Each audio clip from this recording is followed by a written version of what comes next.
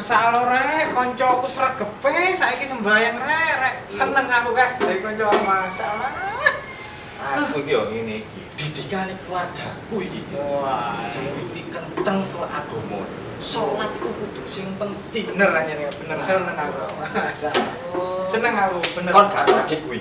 Apa? Adikku nyolong sandalan nang Masjid Jami. Lho, terus tak uring-uring. Walah yo bener kon berarti awakmu wis ndedek adikmu akhlak sing bener. Uring-uring piye? Tak uring kowe.